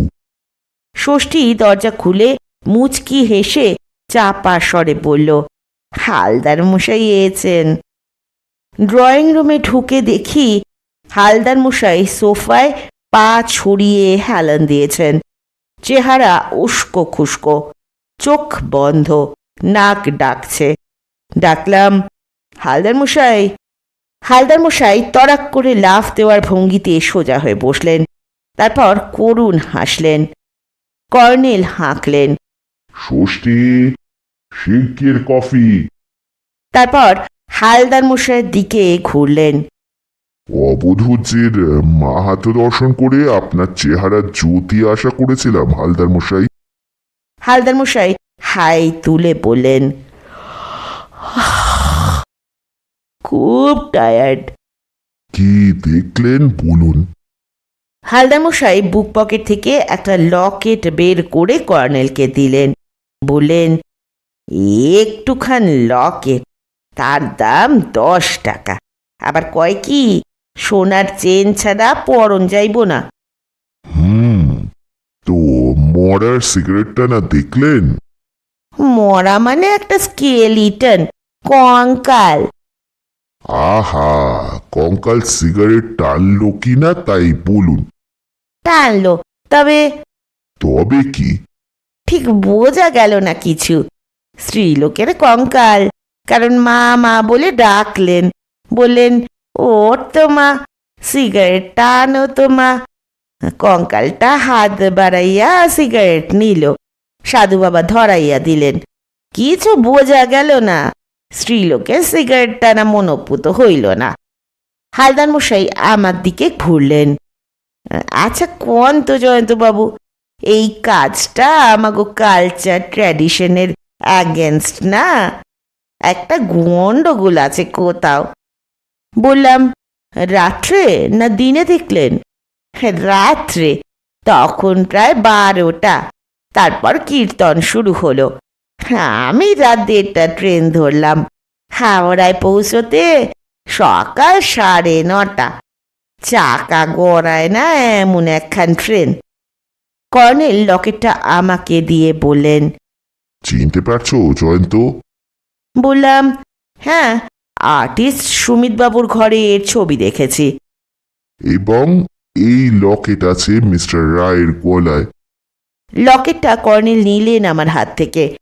বললেন, তো হালদার মশাই, আপনি কি অবধূজির এই লকেট ধারণ করবেন বলেই কিনে এনেছেন? হালদার মশাই প্রচণ্ড হাত নেড়ে বললেন, না কর্নেল স্যার, এটা আপনাকে দেখানোর জন্য কিনে আনছি। ষষ্ঠী কফি এনে হালদার মশাইয়ের দিকে আর চোখে তাকিয়ে হাসি চাপল। হালদার মশাইকে দেখলে ষষ্ঠীর কেন হাসি পায় জানি না। হালদার মশাই কফির পটের দিকে তাকিয়ে কিছু ভাবলেন, তারপর আপন মনে বললেন, 2 কাপ খাইছি। বলে নস্যির কৌটো বের করে নস্যি নিলেন। ষষ্ঠীর দিকে চোখ কটমট করে তাকিয়ে কর্নেল বললেন, হা করে কি দেখছিস তুই? সঙ্গে সঙ্গে সে কেটে পড়ল। বললাম, কর্নেল, বরং লকেটটা ষষ্ঠীকে ধারণ করতে দিন। হালদার মশাই হাসলেন। আমি রামকৃষ্ণ ঠাকুরের ভক্ত। উনি কইছিলেন একজন লোক 20 বৎসর সাধনা কইরা অন ফুট নদী পার হন শিখল। কথা হইল 1 পয়সার নদী পার হন যায়, তার জন্য 20টা বৎসর নষ্ট। স্কেলিটনে সিগারেট টানা দেখতে দেখতে সেই কথাটা মনে পড়ছিল। What is the meaning of it? Colonel বললেন, বিজ্ঞান প্রচার সমিতির প্রদীপ মিত্র সদল বলে আজ দুপুরে ট্রেনে কাঁঠালিয়া ঘাট যাচ্ছেন। হ্যাঁ? হালদার মশাইয়ের চোখ গোল হয়ে গেল। আপনার মনে হচ্ছে না প্রদীপ মিত্র একটা সাংঘাতিক ঝুঁকি নিচ্ছেন? হ। আমার আশঙ্কা হচ্ছে প্রদীপবাবু যদি প্রমাণ করতে পারেনও যে ওটা ম্যাজিক, অবধূতজির চেলারা তা মানবে না, প্রদীপবাবুর ওপর হামলা চালাবে। হ। কর্নেল কফির পেয়ালায় চুমুক দিয়ে বললেন, এর আগে প্রদীপবাবু অনেক গডম্যানকে চ্যালেঞ্জ করেছেন, কাগজে পড়েছি। তবে তাদের কলকাতার প্রেস ক্লাবে সাংবাদিকদের এবং গণ্যমান্য নাগরিকদের উপস্থিতিতে যুদ্ধে ডেকেছেন। কোনো গডম্যান প্রেস ক্লাবে আসতে রাজি হননি। তাদের কৈফিয়ত অবশ্যই যুক্তিযুক্ত। তারা অলৌকিক শক্তি যেখানে সেখানেই বা দেখাতে আসবেন কেন, তাদের সাধন পিঠে বসেই দেখাবেন। কিন্তু প্রদীপ মিত্র তাতে রাজি হননি, হামলার আশঙ্কা করেছেন। প্রদীপ মিত্রের কৈফিয়তও যুক্তিযুক্ত, অথচ এই ক্ষেত্রে দেখা যাচ্ছে উনি এক গডম্যানের সাধন পিঠে গিয়েই লড়বেন। এটা একটা সাংঘাতিক রিস্ক। আমি বললাম, স্থানীয় পুলিশকে নিশ্চয়ই জানিয়ে রেখেছেন? হালদার মশাই মাথা নাড়লেন। পুলিশ কিছু করবে না জয়ন্তবাবু। কাঠালিয়া ঘাটে থানার ওসি অবধূতজির ভক্ত। আমার স্বভাব তো জানেন, সব খোঁজ নিয়েছি। লোকাল পলিটিক্যাল মাতব্বররা ওনার ভক্ত। কর্নেল বললেন, ভোটের রাজনীতির এটাই সাম্প্রতিক হালচাল। যাই হোক, প্রদীপ মিত্র সাংঘাতিক রিস্ক নিচ্ছেন। চিন্তা করুন হালদার মশাই, 1 লাখ টাকা বাজি। হালদার মশাই সোজা হয়ে বসলেন। কেউ কোনো কারণে প্রদীপবাবুকে বিপদের মুখে ঠেলা দিচ্ছে না তো কর্নেল স্যার? কেউ ওনারে প্রভোগ করছে না তো? আপনি বুদ্ধিমান হালদার মশাই, ঠিকই ধরেছেন। হালদার মশাই আর এক টিপ নস্যি নিয়ে হাঁচবার চেষ্টা করে বললেন,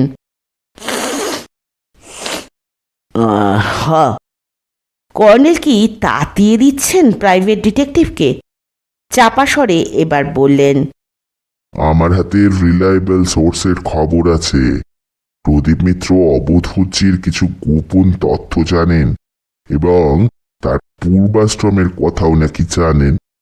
সেসব কথাও তিনি জনসমক্ষে ফাঁস করে দিতে যাচ্ছেন। তাহলেই বুঝুন।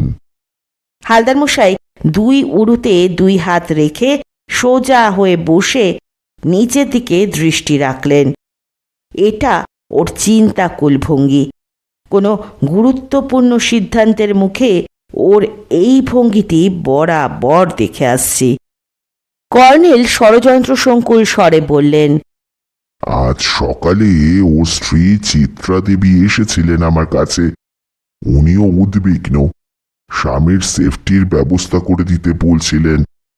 আমি ওকে বলেছি স্ত্রী স্বামীর শক্ত সেফটি, কাজী চিত্রা দেবীও সম্ভবত স্বামীর সহগামিনী হচ্ছেন।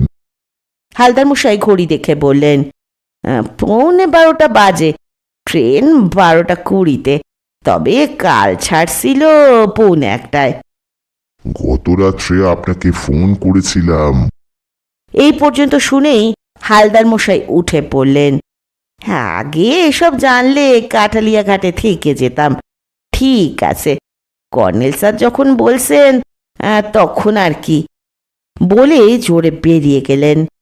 বললাম, ভদ্রলোক রাত্রি জেগে ক্লান্ত হয়ে সদ্য ফিরেছেন, আবার ওকে তাতিয়ে দিয়ে সেখানে ফেরত পাঠালেন? কর্নেল হাসলেন। কি আশ্চর্য! আমি কি একবারে ওকে বলেছি আপনি আবার কাঠালিয়া ঘাটে চলে যান? আমি ওকে নিছক কিছু খবর জানিয়েছি। এটাই তো প্রভোকেশন। হ্যাঁ, প্রভোকেশন। জয়ন্ত, হালদার মশাই এবং প্রদীপ মিত্রের মধ্যে তাহলে দেখো কি চমৎকার মিল। যে কোনো রহস্য ভেদে দুজনেই প্রচন্ড আগ্রহী। ভুলে যাচ্ছেন, আপনিও একজন প্রখ্যাত রহস্যভেদী। বলতে পারো, তবে আমাকে কেউ প্রভোগ করতে পারে না। বিন্দুমাত্র তাতিয়ে দেওয়ার চেষ্টা টের পেলে আমি... কর্নেল হঠাৎ চুপ করলেন, চোখ বুজে হেলান দিয়ে দাড়িতে আঁচড় কাটতে থাকলেন। বললাম, আমি চলি বস। তোমাকে একটা ছোট্ট কাজের দায়িত্ব দেব বলেছি জয়ন্ত। পালাতে চাইছো কেন? সরি, ভুলে গিয়েছিলাম। কর্নেল পকেট থেকে খুদে নোটবই বের করে পাতা উল্টে পড়লেন। ইন্দরজিৎ সিং, শেক্সপিয়ার সরণির ওই বাড়িতে দোতলার 3 নম্বর ফ্ল্যাটের ওনার। সিঁড়িতে উঠে বাঁদিকের ফ্ল্যাট। ওর ফ্ল্যাট থেকে 5 নম্বর সোজাসুজি চোখে পড়ে। আমাকে কি করতে হবে তাই বলুন না। পুলিশ সূত্রে জেনেছি মিস্টার সিং একজন ফ্রিল্যান্স জার্নালিস্ট। অনেক বিদেশি কাগজেও তিনি লেখালেখি করেন। তুমিও একজন জার্নালিস্ট। তুমি একবার ওর সঙ্গে দেখা করো। আমার সঙ্গে ওর চেনা জানা নেই, নামটা চেনা চেনা মনে হচ্ছে যদিও। আহা, কথাটা শোনো। তুমি ওকে মিট করো। ধরো তুমি তোমাদের বাংলা কাগজের জন্য সমীর রুদ্র সম্পর্কে একটা অন্তর্তদন্তমূলক স্টোরি করতে চাও, তাই ওর সাহায্য দরকার। আমার পয়েন্টটা বুঝতে পারছো তো? বুঝতে পারছি, কিন্তু যদি ভদ্রলোক আমাকে পাত্তা না দেন? গিয়ে দেখো না। পুলিশকে যেসব কথা উনি হয়তো বলতে চাননি, তোমাকে বলতে আপত্তি নাও করতে পারেন। কর্নেল আমাকে তাড়া দিলেন। দেরি করো না। দরকার হলে তোমার আইডেন্টিটি কার্ড দেখাবে। এমনকি এও বলবে স্টোরিটা বেরোলে ওকে ক্রেডিট এবং দক্ষিণা দেওয়া হবে। ওর ফোন নাম্বার জানেন? ফোনে অ্যাপয়েন্টমেন্ট করে যাওয়া উচিত। তাছাড়া এখন উনি আছেন কিনা সেটাও তো জানা দরকার। গিয়ে যদি দেখি উনি বেরিয়েছেন। ফোনে ওকে পাবে না, কারণ ওর ফোন ডেড হয়ে আছে কদিন থেকে। কিছুক্ষণ পরে শেক্সপিয়ার সরণিতে সেই বাড়ির সামনে গাড়ি রেখে গেটে গেলাম। দারোয়ান টুলে বসে খৈনি ডলছিল। আমাকে দেখে সে বলে উঠল, 1 মিনিট ঠেরিয়ে। তারপর একটা নতুন এক্সারসাইজ খাতা বগল থেকে বের করে দিল। किसके साथ मुलाकात करने जाता इसमें लिख दीजिए, डेट, टाइम, आपका एड्रेस, सब कुछ लिखना पड़ेगा। বুঝলাম ফ্ল্যাট ওনারদের সোসাইটি এবার সতর্ক হয়েছেন। মনে মনে হাসলাম। চোর পালালে গৃহস্থের বুদ্ধি বাড়ে বলে একটা বাংলা প্রবাদ আছে, কিন্তু এভাবে কি নিরাপত্তা বজায় রাখা সম্ভব? ভুল নাম ঠিকানা লিখে যে কেউ বাড়িতে ঢুকতে পারে। এ মহানগরে শুধু হাতের লেখা দেখে কোনো দুষ্কৃতীকে খুঁজে বের করা খড়ের গাদায় সূচ খোঁজার সামিল। দারোয়ান আমার লেখার ওপর চোখ বুলিয়ে বলল, আব সিং সাহবকে সাথ মুলাকাত করনে আয়া। ওকে খুশি করার জন্য বললাম, বাহ, তব তুম তো ইংলিশ ভি জানতা। থোড়া সা। সে খাতাটি আগের মতো বগল দাবা করল। বলল, যাইয়ে, সিং সাহব আবি বাহার সে আয়া। সিঁড়ি বেয়ে উঠে বাঁদিকে সংকীর্ণ করিডোর। 3 নম্বর ফ্ল্যাট থেকে প্রশান্ত সান্যালের 5 নম্বর ফ্ল্যাট সোজাসুজি দেখা যায়। ডোরবেলের সুইচ টেপার প্রায় মিনিট 2 পরে দরজা একটু ফাঁক হলো। এক শিখ ভদ্রলোকের মুখ দেখতে পেলাম। চোখে সানগ্লাস, মাথায় পাগড়ি, মোম দেওয়া গোফ, দাড়িতে কালো সুতোর চাল সাঁটা। বললেন, ইয়েস। খুব ডাঁটিয়ার লোক দেখছি। ঝটপট নিজের পরিচয় দিলাম। আইডেন্টিটি কার্ড বের করে দেখাতে যাচ্ছি। বললেন, now I am busy, sorry mister. তারপর দরজা বন্ধ করে দিলেন। অপমানিত বোধ করে চলে এলাম। কর্নেলের বাড়ির দিকে যেতে যেতে হঠাৎ মনে হলো ওই মুখটা কোথায় যেন দেখেছি। ঘরের ভেতর চোখে সানগ্লাস পরেছেন। চোখের অসুখ, কিন্তু মুখটা যেন চেনা। কর্নেল আমাকে দেখে বললেন, তোমাকে খুব আপসেট দেখাচ্ছে। Any mishap Jayanta? ধপাস করে বসে পড়ে বললাম, এভাবে যেখানে সেখানে আমাকে পাঠাবেন না প্লিজ। অপমানের এক শেষ। মুখের ওপর দরজা বন্ধ করে দিল লোকটা। কর্নেল হাসলেন। রিপোর্টার হিসেবে তুমি সত্যি ব্যর্থ ডার্লিং।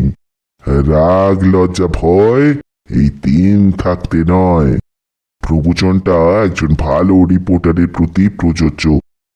স্বীকার করছি, কিন্তু একই পেশার লোকেদের মধ্যে ওই প্রবচন খাটে না। লোকটা মন্ত্রী নয়, নেতা টেতা নয়, আমলা নয়। আমি তবু তো ওয়ার্কিং জার্নালিস্ট, আর ও ব্যাটা ফ্রিল্যান্স করে। তার এই ব্যবহার অদ্ভুত। তাছাড়া মুখটা চেনা মনে হলো। চেনা মনে হলো? হ্যাঁ, কোথায় যেন দেখেছি। তাছাড়া ওই অ্যাকসেন্টে শিখরা ইংরাজি বলে না। কর্নেল একটু পরে বললেন, তাহলে তোমার মিশন ব্যর্থ হয়নি জয়ন্ত? অবাক হয়ে বললাম, তার মানে? কর্নেল চোখ বুজে তাড়িতে হাত বুলিয়ে আসতে বললেন, ফরগেট ইট। কর্নেল নীলাদ্রি সরকার। বিকেলে ভবানীপুরে গেলাম অনামিকার মামা হেমাঙ্গবাবুর খোঁজে।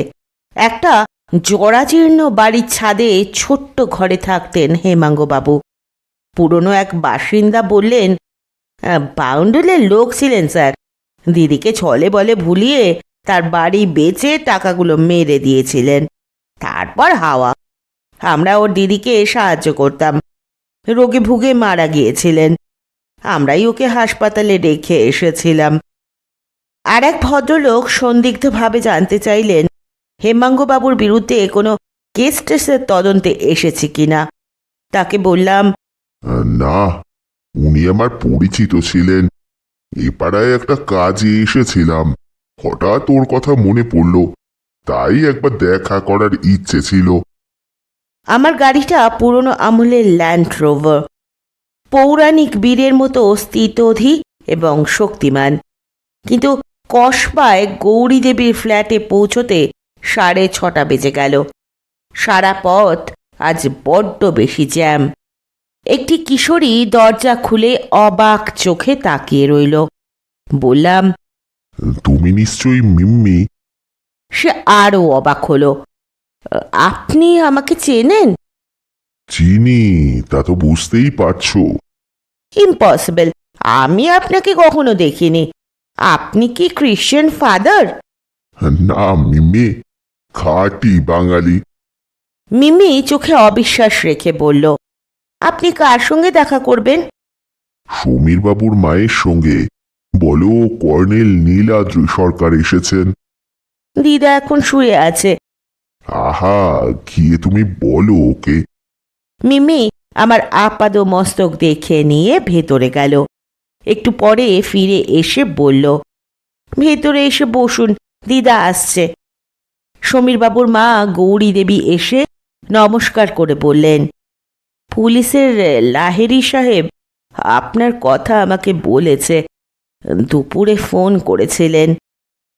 ফোনের লাইন কাটা ছিল শুনেছি। গৌরী দেবী সোফায় বসে বললেন, হ্যাঁ, নিচের বক্সে তার ছেঁড়া ছিল। মিমির দাদা সারিয়ে দিয়েছে। বৃদ্ধাকে লক্ষ্য করছিলাম। অনেকটা সামলে উঠেছেন, তবে কণ্ঠস্বর ভাঙা, আড়ষ্ট। বললাম, এই অবস্থায় আপনাকে বিরক্ত করার জন্য দুঃখিত। কথা বলতে আপনার কষ্ট হচ্ছে না তো? গৌরীদেবী আস্তে মাথা নাড়লেন। না, বলুন কি জানতে চান। আপনারা একসময় ইন্টালি এলাকায় থাকতেন? হ্যাঁ, একটু ইতস্তত করে গৌরীদেবী বললেন। প্রশান্ত, বাসু ওরা সব একই পাড়াতে থাকতো। দুজনেই সমীরের বন্ধু ছিল। চারুলতা সেনও থাকতেন? চারু খুব ভালো মেয়ে ছিল, তবে বড্ড বোকা। ওর ভাই এমন সর্বনাশ করবে বুঝতে পারেনি। আপনি ওদের বাড়ি বিক্রির কথা বলছেন? বাড়ি বিক্রি, তারপর চারুর মেয়ে ছিল একটা, অনি। অনিকে নিয়েও ঝামেলা। অনিও ভালো, কিন্তু মায়ের মতো বোকা। অনির সঙ্গে সমীরের বিয়ের ব্যাপারটা বলুন। গৌরীদেবী একটু চুপ করে থেকে বললেন। চারু আমার হাতে ধরে বলল, এদিকে সমীরেরও ইচ্ছে, কি করব। বিয়ের আগের রাতে অনিকে বাসুবাবু কিডন্যাপ করে? না না, বাসুও ভালো ছেলে, কিডন্যাপ কেন করবে? অনি পালিয়েছিল প্রশান্তর সঙ্গে। আপনি ঠিক জানেন?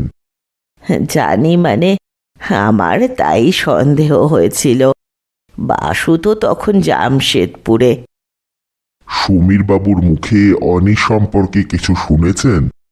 সমীর বলতো অনি বাসুর সঙ্গে পালিয়েছিল। বছর আগে সমীর একদিন বলল অনি বাসুর কাছ থেকে পালিয়ে গেছে। আমি বিশ্বাস করিনি। গৌরীদেবী মিম্মিকে বলল, লক্ষ্মী দিদি, কর্নেল সাহেবের জন্য 1 কাপ চায়ের ব্যবস্থা করে দে। তোর মাকে গিয়ে বল। বললাম, না না, আমি চা খাই না, আপনাকে ব্যস্ত হতে হবে না। গৌরীদেবী তাকিয়ে রইলেন আমার দিকে। মিম্মি ফিক করে হাসল। Cold drink? বললাম, না থ্যাঙ্কস। কফি? হেসে ফেললাম। খাবো। মিম্মি চলে গেল। গৌরীদেবী বললেন, মিম্মি না থাকলে আমার এবার কি যে হতো ভেবে পাই না কর্নেল সাহেব। কোনো জন্মে আমার খুব আপন কেউ ছিল মেয়েটা। আচ্ছা, সমীর বাবুর কাছে অনির কোনো ছবি ছিল জানেন? ছবি? অনির ছবি? হ্যাঁ, অনির ছবি। সমীর বাবুর অ্যালবাম নিশ্চয়ই আছে। দেখাচ্ছি বলে গৌরীদেবী ভেতরে গেলেন। একটু পরে 2টো প্রকাণ্ড অ্যালবাম নিয়ে এলেন। অ্যালবামের পাতা উল্টাতে উল্টাতে তরুণ সমীরবাবুর পাশে এক তরুণীর ছবি দেখতে পেলাম।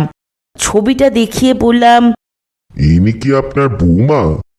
গৌরীদেবী ছবিটা অনেকক্ষণ ধরে দেখে বললেন, না, অনির ছবি। 2টো অ্যালবাম ঘাঁটতে সময় লাগলো। মিম্মি কফি আনলো। সে আমার পাশে বসে ছবি দেখতে থাকলো। একটা পোস্টকার্ড সাইজ ছবির ওপর আঙুল রেখে সে বলল, এটা কার ছবি দিদা? আমি বললাম, অনি নামে একটি মেয়ের। আপনি চেনেন কে অনি? গৌরীদেবী দেখে নিয়ে বললেন, হ্যাঁ, অনির ছবি। বললাম, ছবিটা আমার দরকার, একটা প্রিন্ট করিয়ে নিয়ে ফেরত দেব। গৌরী বললেন, নিন না, ফেরত দিতে হবে না। ও ছবি আমি কি করব? ছবিটা বের করে পকেটস্থ করলাম। মিম্মি বলল, কে অনি দিদা? ওকে তুমি চিনবে না ভাই। মিমি আমার দিকে তাকিয়ে রইল। গৌরীদেবীকে বললাম, আর একটা কথা, অনির মামাকে আপনি চিনতেন? কয়েকবার দেখেছি, লোকটা ভালো ছিল না। চারু ভাইকে বিশ্বাস করেই সর্বশান্ত হয়েছিল। অনি বলতো শকুনি মামা। গতকাল বাসুবাবুকে অনেক বছর পরে দেখলেন, চিনতে পেরেছিলেন? প্রথমে চিনতে পারিনি, পরে চিনলাম। বাসু খুব ভালো ছেলে। বাসু আমাকে বলল, প্রশান্তর জন্যই নাকি সমীর সুইসাইড করেছে। কেন এ কথা বলল জানি না, জিজ্ঞেস করার মতো মনের অবস্থা ছিল না। কফি শেষ করে উঠে দাঁড়ালাম। চলি, দরকার হলে আবার আসবো। বিরক্ত হবেন না তো? গৌরীদেবী উঠে এসে দরজা খুলে দিয়ে আসতে বললেন, কর্নেল সাহেব, সমু কি সত্যি সুইসাইড করেছে? কেন, আপনার কি মনে হচ্ছে ওকে কেউ খুন করেছে? গৌরীদেবী দ্বিধা জড়িত ভঙ্গিতে বললেন, কে জানে, আমার সন্দেহ হচ্ছে। সমু পিস্তল কোথায় পাবে? পিস্তল নয়, রিভলভার। একই কথা কর্নেল সাহেব, ইদানিং সমুর হাবভাব যেন বদলে গিয়েছিল। আমার ছেলেকে আমি ছাড়া কে বেশি চিনবে? সমু কেন যেন খুব ভয়ে ভয়ে থাকতো। তাই বলতো কেউ তার খোঁজে এসেছিল কিনা। আরও সব কথাবার্তা ঠিক মনে করতে পারছি না। মিম্মি বলল, সমু কাকু সুইসাইড করেনি। বললাম, কেন বলো তো? সমু কাকু সুইসাইড করলে কিছু লিখে রাখতো। কোনো কিছু না লিখে কেউ আজকাল সুইসাইড করে না, বাবা বলছিল। চুপচাপ চলে এলাম। সারা পথ আমাকে একটা চিন্তা অন্যমনস্ক করে দিচ্ছিল। ড্রয়িং রুমে বসে অনির ছবিটা খুঁটিয়ে দেখতে লাগলাম। এই ছবিটা স্পষ্ট। অসামান্য সৌন্দর্য বললে কিছু বোঝায় না। এমন কোনো মেয়ে এই ধুলো মাটির জগতে যেন এক অমর্ত্য মায়া। একে নিয়ে 3 যুবকের লড়াই বাঁধতেই পারে। রাত 8টায় চিত্রকর সুমিতবাবুকে ফোন করলাম। সুমিতবাবু, আপনার আঁকা কত দূর এগোলো? মর্নিংয়ে পেয়ে যাবেন। সুমিতবাবু, ছবিটার দরকার হবে না। অকারণ আপনাকে পরিশ্রম করিয়েছি, ক্ষমা চাইছি। সে কি? হ্যাঁ, আমি একটা ছবি পেয়ে গেছি, তাতেই কাজ হবে। ঠিক আছে, তবে ছবিটা আমি শেষ করব। আমার স্টুডিওতে থাকবে। যে ছবি পেয়েছেন মিলিয়ে নিতে পারেন। আমার ধারণা আপনি অবাক হবেন। অবাক নিশ্চয়ই হব, তবে আপনি ছবিটা স্টুডিওতেই রাখবেন। সুমিতবাবু নিশ্চয়ই নিরাশ হলেন। কি আর করা যাবে, ভালো নিখুঁত ফটো যখন পেয়ে গেছি তখন হাতে আঁকা ছবির দরকার নেই। আধ ঘন্টা পরে অরিজিতের টেলিফোন এলো। Hi old boss, the mystery is solved. কিভাবে? প্রশান্ত সান্যাল মার্ডারার। গত 23শে সেপ্টেম্বর সে কলকাতায় এসেছিল। দমদম এয়ারপোর্টের পেপারস থেকে সেটা জানা গেছে। অরিজিৎ, দেশে আরও ইন্টারন্যাশনাল ফ্লাইটের জন্য এয়ারপোর্ট আছে। বোম্বে এবং দিল্লির কথাই বলছি। একটু পরে অরিজিৎ বলল, হ্যালো, আর ইউ দেয়ার? ইয়া। আমরা বোম্বে দিল্লিতে খোঁজ নিচ্ছি, তবে প্রশান্ত সান্যাল যে কিলার এটা শিওর। ছাড়ছি ডার্লিং। ফোন রেখে আবার ছবিটার দিকে তাকিয়ে রইলাম। 25 বছর আগের একটা চলচ্চিত্র। কোথাও কোথাও অস্পষ্ট, তবু অনুমান করা যায় ঘটনাবলী। রাত 9টায় ফোন করলাম বৈশম্পায়ন রায়কে। ফ্ল্যাটে কেউ নেই। অনেকক্ষণ রিং হলো। ফোন রেখে দিলাম। প্রথম দিন বাসুবাবুকে দেখে মনে হয়েছিল ভেতরে একটা চাপা উত্তেজনা আছে। কেন এই উত্তেজনা এবং তাগিদ এতদিন পরে? 25 বছর আগের চলচ্চিত্রে অস্পষ্ট জায়গাগুলো অনুমান করছিলাম। সুমিত রুদ্রের সঙ্গে অনির বিয়ের কথা পাকা হয়েছিল। হঠাৎ আগের রাতে অনি নিখোঁজ হয়ে যায়। 17 বছর পরে অনিকে প্রশান্ত সান্যালের স্ত্রীর ভূমিকায় দেখতে পাচ্ছি। তারপর অনির মৃত্যু হয়েছিল। প্রশান্ত পাড়ি জমালেন আমেরিকায়। ভয় পেয়ে পালিয়ে যাননি তো বিদেশে? ষষ্ঠী এসে পড়ল। বাবা মশাই, খেতে দেরি হচ্ছে, আমার ঘুম পাচ্ছে খুব। বললাম, টেবিলে খাবার রেখে তুই খেয়ে নে, নাক ডাকিয়ে ঘুমো। ষষ্ঠী বেজার হয়ে চলে গেল। আবার চোখ বুজে চলচ্চিত্রটি দেখতে থাকলাম। অনির জীবনের 17টা বছরে অনেকগুলো সিকোয়েন্স থাকা সম্ভব। এই অংশটা একেবারে সাদা হয়ে আছে। তার মৃত্যু কি স্বাভাবিক মৃত্যু? এই প্রশ্নের জবাবটা এই কেসে সবচেয়ে জরুরি। ফোন বাজলো আবার, বিরক্তিকর। সাড়া দিয়ে বললাম, কর্নেল নীলাদ্রি সরকার বলছি। তারপর হালদার মশাইয়ের কথা ভেসে এলো।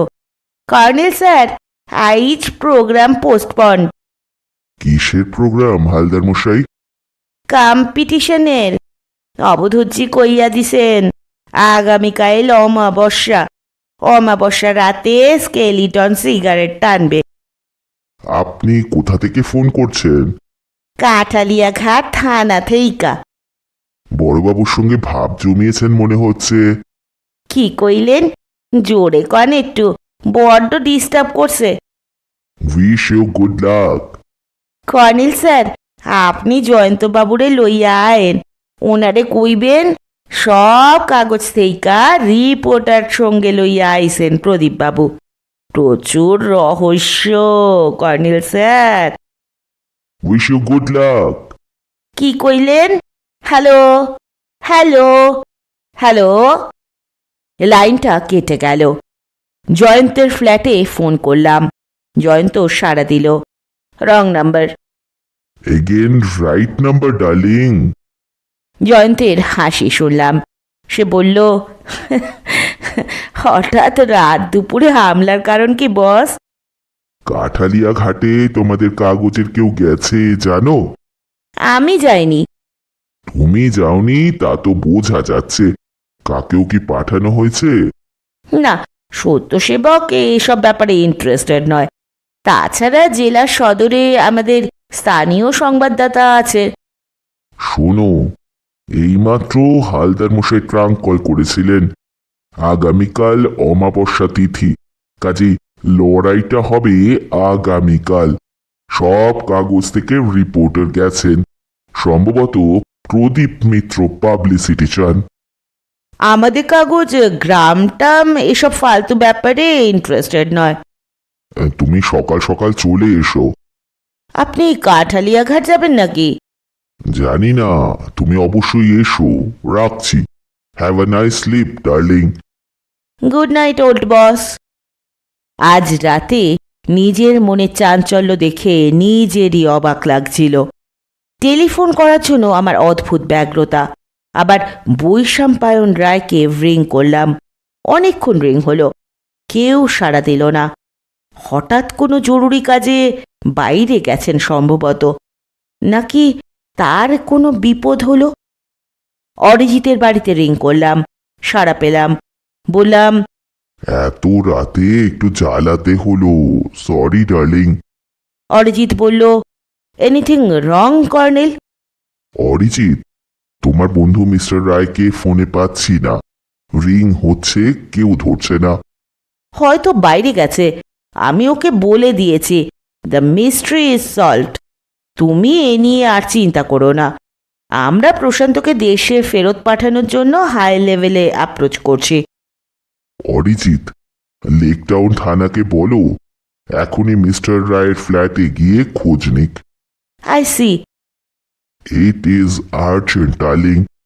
কি হলো আমাকে জানাবে। ফোন রেখে চুরুট ধরালাম। ষষ্ঠী আবার এসে ডাকল, বাবা মশাই। তুই এখনো জেগে আছিস হতভাগা? তোকে বললাম। অনুগ্রহ করে আগে খেয়ে নিন।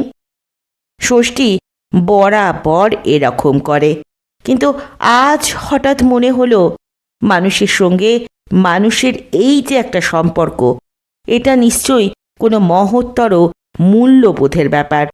এই জন্যই কি মানুষ এখনো চমৎকার টিকে আছে পৃথিবীতে। খাওয়ার পর আবার ড্রয়িং রুমে গেলাম। অরিজিতের ফোনের প্রতীক্ষা করছিলাম। ফোন এলো রাত 11:30টায়।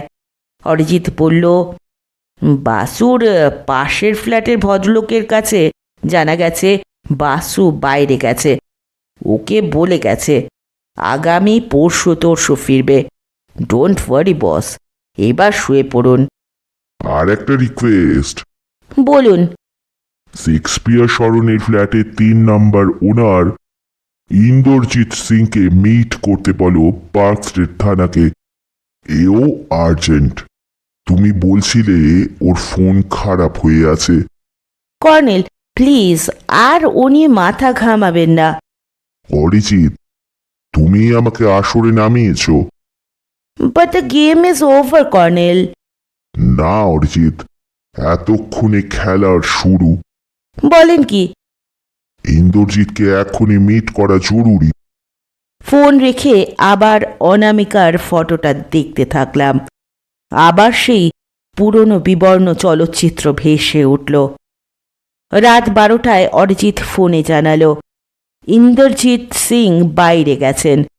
দারোয়ানকে বলে গেছেন বোম্বে যাচ্ছেন, ফিরতে দেরি হবে। তাহলে সত্যি কি আমি মরীচিকার দিকে দৌড়ে চলেছি? শুনছিলেন সৈয়দ মুস্তাফা সিরাজের কর্নেল কাহিনী থেকে অপারেশন রেড হেরিং। আজ শুনলেন 2য় পর্ব। পরদিন এসে হাজির হব 3য় তথা শেষ পর্ব নিয়ে। ততক্ষণ পর্যন্ত সকলে ভালো থাকবেন, সুস্থ থাকবেন, পাশে থাকবেন। নমস্কার।